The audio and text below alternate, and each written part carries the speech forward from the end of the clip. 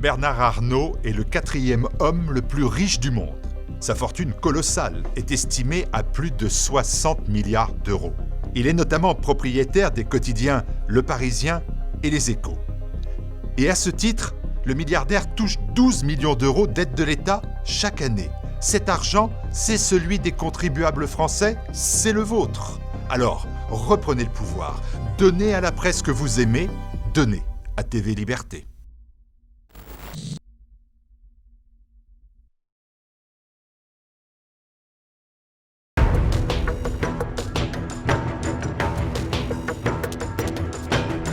Je suis heureux d'accueillir Patrick Jardin. Patrick Jardin, bonjour. Bonjour. Votre vie, celle de votre famille, a basculé un soir, ce soir du 13 novembre 2015. Ce jour-là, bien évidemment, tout le monde s'en souvient, la France doit faire face à des attaques terroristes de très grande ampleur au Stade de France, dans les rues de Paris et dans la salle de spectacle du Bataclan. Et c'est là que, dans cette salle de spectacle au Bataclan, votre fille, Nathalie, a été assassinée.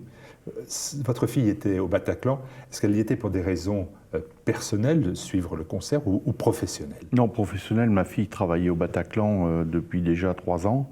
Elle était éclairagiste. Elle avait passé son diplôme d'éclairagiste et elle travaillait là en plus de quelques concerts qu'elle faisait avec des groupes comme U2, les Fatal Picard, etc. quoi. Quel âge avait-elle? Elle avait 31 ans. Quel était son parcours? 31 ans, écoutez, elle n'était pas de Paris, elle était montée non, à Paris. elle était de Marc-en-Barœul, dans la banlieue lilloise. Son parcours, elle a passé un bac S, elle a fait après l'école française d'attaché de presse, à la suite de quoi elle a fait un master de communication. Et puis un jour, elle me dit, papa, comme j'étais attaché de presse d'un groupe qui s'appelait Marcel et son orchestre, j'aimerais rester dans le monde du spectacle, je voudrais faire de l'éclairage de spectacle. Donc elle est venue à Paris, elle a fait une école d'éclairage de spectacle, elle a eu son diplôme et elle a été embauchée au Bataclan. Donc ce soir-là, elle travaille au Bataclan. Oui. Et c'est pour ça qu'elle va d'ailleurs chercher à le rejoindre, cette salle-là, à tout prix, parce qu'il faut qu'elle travaille, parce Absolument. que c'est ça sa vie. C'est ça, oui. En plus, elle ne vivait que pour la musique, que pour les spectacles et la musique. Elle ne vivait que pour ça. Alors, dans cette salle du Bataclan, on sait que le premier terroriste a été abattu à 21h57. Ces 2 comparses le seront, mais à minuit 18. Est-ce qu'on en sait plus aujourd'hui? On est en mai 2018, c'était en novembre 2015. Est-ce qu'on en sait plus aujourd'hui sur les circonstances dans lesquelles votre fille, Nathalie, a été tuée? Mis à part le rapport du médecin légiste, qui est, à mon avis, très incomplet, puisque il avait prescrit un scanner du corps de ma fille, et ce scanner n'a pas été fait. Je ne sais même pas comment a été tuée ma fille. Elle a eu, non pas une balle apparemment, elle a eu des éclats. Alors, est-ce que c'est les éclats de la bombe lorsque l'un des 2 terroristes s'est fait sauter? Je ne sais pas. À ce moment-là, quand vous voyez, comme tous les Français, ces attentats, est-ce que vous pensez à votre fille tout de suite? Alors, quand j'ai entendu qu'il y avait une prise d'otage au Bataclan, immédiatement, j'ai su que ma fille était dedans. Immédiatement. Et vous êtes dit quoi à ce moment-là? Mon premier réflexe, comme tout papa, c'est de téléphoner et puis d'essayer d'avoir des nouvelles. Bon, évidemment, son téléphone est resté muet. Après, c'est de téléphoner à mon fils pour lui demander d'aller voir sur place, puisque moi, j'étais à l'époque dans le sud de la France. Et puis, toute la nuit, j'ai essayé d'avoir des nouvelles. Et puis, le lendemain matin, à la première heure, j'ai pris ma voiture, je suis arrivé à Paris. À ce moment-là, quand vous arrivez à Paris, est-ce que vous avez des informations personnelles? Est-ce que quelqu'un vous a appelé pour vous dire que Nathalie fait partie des victimes? Alors, j'ai d'abord eu un appel de FR3 qui m'a dit que ma fille était grièvement blessée, mais qu'elle était en vie. Mais quand j'ai demandé d'où ils tenaient cette information, ils étaient incapables de me dire quelle était leur information. Donc, tout en conduisant, j'ai téléphoné à tous les endroits que je pouvais savoir, et j'ai appris par un de ses amis qui était un ancien musicien de Marcel et son orchestre que ces informations avaient été données par M. Peloux, le médecin urgentiste. Donc j'ai réussi à joindre M. Peloux, qui m'a dit qu'il ne se souvenait pas du tout, qu'il n'avait pas de souvenir de ma fille. Donc j'ai rappelé FR3 pour leur dire que leurs informations, il fallait peut-être les vérifier avant de me les donner. Et là, quelques secondes après, j'ai eu un coup de fil du maire de Marques qui m'a dit la même chose. Je lui ai demandé d'où il tenait ces informations et il m'a dit tout de suite qu'il les tenait de FR3. Donc je lui ai dit qu'en fait ces informations étaient malheureusement erronées. Et c'est tout ce que j'ai pu savoir. Je me suis rendu sur les lieux du Bataclan, j'ai été refoulé. On m'a dirigé vers la cellule de crise qui se trouvait à l'école militaire. Et là, je suis rentré dans une salle où on était accueillis par des gens de la Croix-Rouge, par des militaires également. Et ma fille ne faisait pas partie des victimes qui avaient été identifiées, si vous voulez. Donc, vous dites qu'avec votre frère, vous avez fait vous-même le tour des hôpitaux. Oui, alors ça c'était donc le samedi après-midi. J'ai passé jusqu'à pratiquement minuit à téléphoner dans tous les hôpitaux de Paris et de la région parisienne. Le lendemain matin, mon frère est venu me rejoindre vers 11h30 midi à la gare du Nord. Et là, on a continué à refaire le tour des hôpitaux, à téléphoner. Donc là, personne ne vous a appelé encore pour vous dire? Personne. Et là, au lendemain de ce drame, donc, c'est de manière absolument fortuite, vous vous retrouvez devant le Premier ministre Manuel Valls. Ces images ont fait le tour des télévisions, elles sont dans les mémoires. Hein, vous l'interpellez et il vous répond « Je vais personnellement m'occuper de cela ». C'est vraiment fortuit cette rencontre avec... Oui, tout à fait. J'étais venu chercher mon frère qui venait de Lille donc, par le train. Donc j'étais venu le chercher à la gare du Nord. Et là, je vois arriver un attroupement et je me rends compte que c'est Manuel Valls accompagné de M. Cazeneuve et de M. Le Drian et toute une nuée de journalistes qui le suivaient. Donc là, comme je suis relativement costaud, j'ai fendu le cercle de sécurité et je me suis retrouvé face à Manuel Valls. Et là, je lui ai dit ce que je pensais et puis que je trouvais inadmissible que après tant de temps, on n'ait même pas de nouvelles des victimes qui étaient à l'intérieur. Et il vous répond quoi? Il me répond que d'abord la première chose qu'il me dit, monsieur, pas devant les caméras. Ça, c'est quelque chose qui m'a choqué énormément parce que j'ai trouvé cette remarque complètement déplacée. D'autant que moi, les caméras, c'est pas moi qui les avais fait venir, mais c'était bien lui pour montrer à toute la population française qui faisait la tournée des popotes pour voir si tout le monde était en place pour l'opération Vigipirate, là. Et il me dit qu'il va me mettre dans les mains de son meilleur conseiller et que ce conseiller va s'occuper de retrouver ma fille. Et alors ? Et alors, le dimanche soir, j'étais dans la salle de la cellule de crise à l'école militaire, à guetter, lorsque les imprimantes crachaient du papier, à guetter pour voir si ma fille avait été identifiée ou pas. Et vers 22h15, les gens de l'école militaire m'ont dit « Écoutez, on a identifié tous les blessés. Votre fille ne fait pas partie de la liste des blessés, donc manifestement, c'est qu'elle est décédée. » Un quart d'heure après, j'ai eu le conseiller de Manuel Valls qui m'a appelé pour me signifier qu'effectivement, ma fille devait être décédée. Et là, j'ai exigé de voir ma fille le soir même. Et c'est vrai qu'il a intercédé auprès du directeur de l'Institut médico-légal pour faire ouvrir à 11h du soir l'Institut médico-légal pour reconnaître le corps de ma fille. Mais là où je leur en veux, si vous voulez, c'est que ils n'ont pas sorti 10 ou 15 corps. Ils ont sorti un corps et c'était le corps de ma fille. Alors c'est très glauque parce que vous rentrez dans une pièce qui est très sombre. Au fond, il y a une pièce qui est par contre très éclairée, derrière une vitre. Et là, il y avait le corps de ma fille qui était étendu, recouvert par un linceul jusqu'au cou. Et j'ai même pas pu lui faire un bisou, quoi. J'ai pu que la reconnaître comme ça, quoi. Rétrospectivement, vous avez affirmé, je vous cite, « J'aurais dû, en parlant de Manuel Valls, mettre mon poing dans la figure ». Absolument, parce que j'estime que sa réflexion de me dire « Monsieur, pas devant les caméras » était complètement déplacée, quoi. Je ne peux pas comprendre que quelqu'un qui est Premier ministre, qui représente la France, puisse dire des choses comme ça lorsque se présente devant lui un père, certes énervé, mais bon, qui vient de perdre sa fille.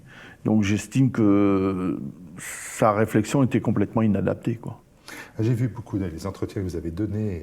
Je sais que vous écrivez un livre aussi. Oui, j'écris un livre justement pour que les gens prennent conscience et puissent faire pression auprès du gouvernement pour que de tels faits ne puissent plus se reproduire. Alors, je suis à la recherche de renseignements, hein, parce que, vous savez, c'est pas facile d'obtenir des renseignements. Je voudrais savoir comment s'est passé vraiment à l'intérieur du Bataclan, comment cela s'est passé. Je voudrais avoir aussi des renseignements sur l'identité des 8 militaires qui étaient devant le Bataclan au moment de l'attaque des terroristes. J'aimerais aussi avoir des renseignements sur la personne qui a donné ordre au bataillon de gendarmerie de Reims qui était affecté à la sécurité de Manuel Valls et qui avait entrepris de faire colonne vers le Bataclan pour intervenir après avoir entendu les coups de feu. Toutes ces choses-là, pour moi, ça reste un petit peu vraiment... je suis dans le noir. J'aimerais, s'il y a des gens qui peuvent me renseigner à ce sujet-là, je suis preneur des informations. Il y a eu un rapport parlementaire. Oui, il y a un rapport parlementaire. Par exemple, je l'ai lu et relu. Il est en 2 tomes. Je l'ai lu et relu. Mais on n'a pas vraiment de détails là-dessus. Bon, par exemple, au sujet des militaires, M. Le Drian se refuge derrière le secret défense. Donc on n'a aucun renseignement. Il y a une polémique, vous le savez, sur le fait que certaines victimes auraient pu être égorgées. Oui. De votre sentiment, c'est que c'est le cas? Ah, j'en suis persuadé, parce que j'ai assisté au procès de Jawad Ben Daoud, et est venu témoigner à la barre un monsieur qui nous a dit que lorsqu'il a reconnu le corps de son fils, il n'y avait plus de Dieu dans les orbites. Donc je suis sûr. Moi-même, ma fille, je me demande, parce que lorsque je l'ai rencontrée, lorsque j'ai été la reconnaître plutôt, eh bien, elle avait un linceul jusque-là. J'ai demandé à l'entreprise de pompes funèbres de bien vouloir me dire où étaient les impacts lorsqu'il ferait la toilette funéraire de ma fille. Ça a été refusé. En fait, c'est l'Institut médico-légal qui a fait la toilette funéraire de ma fille. Et les photos que j'ai pu avoir par l'intermédiaire des juges d'instruction, on remarque qu'effectivement, ma fille, à la base du cou, a une trace. Bon, je ne sais pas si c'est une trace d'égorgement ou pas, j'en sais rien, mais c'est suspect, quoi. J'ai vu, je l'ai dit, et j'ai écouté tous vos entretiens, et j'ai vu, mais c'était il y a 1 an, c'était marqué par un sentiment profond, et totalement compréhensible, bien sûr, de ressentiment, le ressentiment qui est le vôtre. Et vous avez même dit à un moment donné de la haine. Par exemple, vous avez dit, j'ai de la haine à l'égard des politiciens. Bien sûr. Est-ce que vous pensez qu'aujourd'hui, les choses ont évolué? Déjà, est-ce que vous avez pu changer? Absolument pas, parce que plus je vais dans l'enquête pour mon livre, plus je me rends compte que cet attentat-là était prévisible et aurait pu être évité. Vous savez, quand vous entendez M. Cazeneuve qui dit le matin même des attentats à son préfet de police, je m'attends à un attentat de 130 morts. Soit M. Cazeneuve sait des choses, soit M. Cazeneuve est extra-lucide. Ça laisse supposer qu'il savait quelque chose. Alors peut-être savait-il pas que ça allait se passer ce jour-là au Bataclan, je veux bien lui en donner crédit. Mais j'ai des doutes. Est-ce que vous pensez qu'Emmanuel Macron est différent? Non. Dans le traitement, dans la gestion? Non, pas du tout. Il a désigné l'ennemi, vous voyez, on dit il a désigné l'ennemi. Oui, mais d'ailleurs, les attentats n'ont pas cessé depuis l'élection de Emmanuel Macron, mais évidemment, ces attentats sont ont fait moins de morts, donc ils sont moins spectaculaires, mais ils continuent quand même. Je pense qu'au contraire, on en aura de plus en plus. Emmanuel Macron est pour le fait de laisser rentrer des migrants. Les juges d'instruction, lorsqu'ils nous ont tous réunis en mai 2016 pour nous tenir au courant, ils nous réunissent à peu près tous les 6 mois, nous ont indiqué que tous les terroristes qui avaient participé à l'attentat du Bataclan, parce qu'il n'y a pas que les 3 qui se sont fait abattre, il y en a 7 ou 8, tous ont fait des voyages en Syrie, et sont partis en Turquie, en Syrie, via la Grèce, et circulent, alors qu'ils sont fichés S, et circulent en Europe parmi les migrants. Donc je trouve que laisser rentrer encore plus de migrants, c'est absolument criminel. Cette haine phénoménale, j'ai vu et entendu ce terme-là de votre part. Est-ce qu'elle est aussi bien évidemment portée sur les islamistes? Il y a eu 130 morts, 493 blessés, rien qu'au Bataclan. Et les 3 terroristes, les 3 assassins du Bataclan étaient Ismaël Omar Mustefai, Sami Amimour et Fouad Mohamed Agad. Ils étaient tous les 3 fichés S. Agad avait rejoint l'État islamique en décembre 2013. Est-ce que vous pensez, c'est toujours un même débat, mais vous avez, vécu cela au plus profond de vous-même, qu'il y a une défaillance de l'État dans le traitement des fichiers S? Absolument. Dans l'enquête que je mène pour écrire ce livre, je me suis rendu compte que les fichiers S les plus connus sont parfois astreints à aller pointer tous les jours au commissariat. Ils doivent pointer entre 6h du matin et 18h le soir. Ce qui leur laisse entre 18h le soir et 6h le lendemain matin tout le loisir de faire ce qu'ils veulent. Moi, ça ne me rassure pas du tout. Ça ne me rassure absolument pas. Je sais qu'il y en a un qui est incarcéré, qui va être relâché en 2019, qui est un dangereux terroriste. Ça ne me rassure pas du tout. J'estime qu'il faut trouver une solution au niveau des pouvoirs publics pour mettre ces gens-là hors circuit. Ils se sont mis hors la société, ils doivent accepter maintenant d'être mis hors circuit. Est-ce que vous avez rencontré des rescapés? Est-ce que vous avez pu rencontrer des rescapés qui vous ont dit ce que... J'en ai rencontré effectivement quelques-uns. Bizarrement, ils ne sont pas du tout dans la même démarche que moi. Ils sont plus dans le pardon et dans la... Comment je veux dire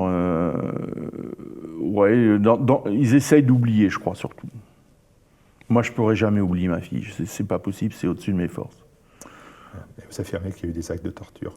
J'affirme qu'il y a eu des actes de torture, j'en suis certain. Au 2e étage, c'était notamment là où ça a été procédé à des décapitations, on parle d'éviscération. Il paraît, oui.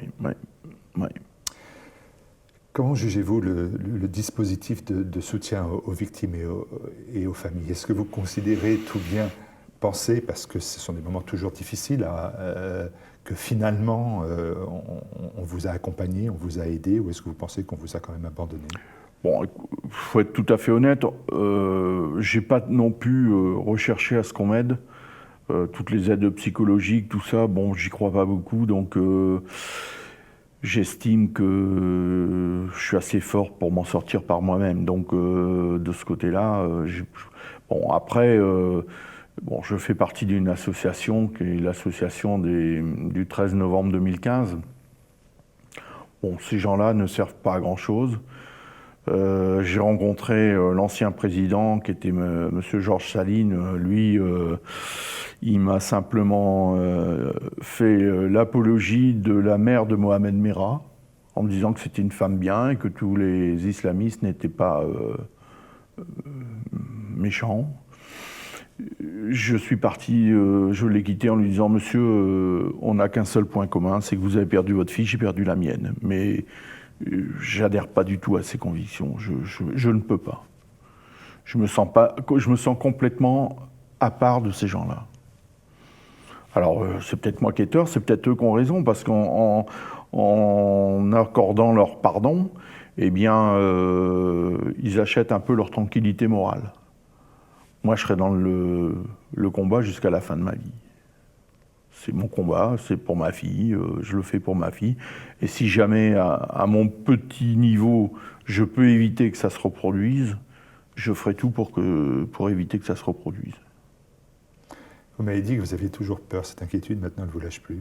Non. Pour votre fils, Non, oui, bien sûr, pour ceux que vous aimez. Pour mon fils, oui. Moi, vous savez, j'ai plus rien à perdre. Hein. Même perdre la vie, ça me fait même pas peur.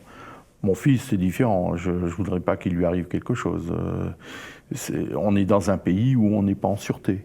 Il faut quand même avoir le courage de le reconnaître. C'est triste, mais c'est comme ça. On ne peut pas s'empêcher, lorsqu'on va voir un match de football, de penser à ce qui pourrait arriver si jamais il y avait une bombe qui sautait. On prend le train, on se pose aussi des questions. Et c'est partout pareil. Vous allez dans une gare, on fait attention. Et les haut-parleurs, d'ailleurs, vous le rappellent très bien en disant si jamais il y a quelque chose qui traîne, prévenez-nous tout de suite, on va faire sauter la valise. Donc on est sur nos gardes tout le temps. On est sur nos gardes tout le temps. Merci beaucoup Patrick Jardin d'être venu témoigner à TV Liberté et puis finalement de poursuivre à faire vivre Nathalie Jardin dont on parle et qu'on n'oubliera pas. Merci beaucoup.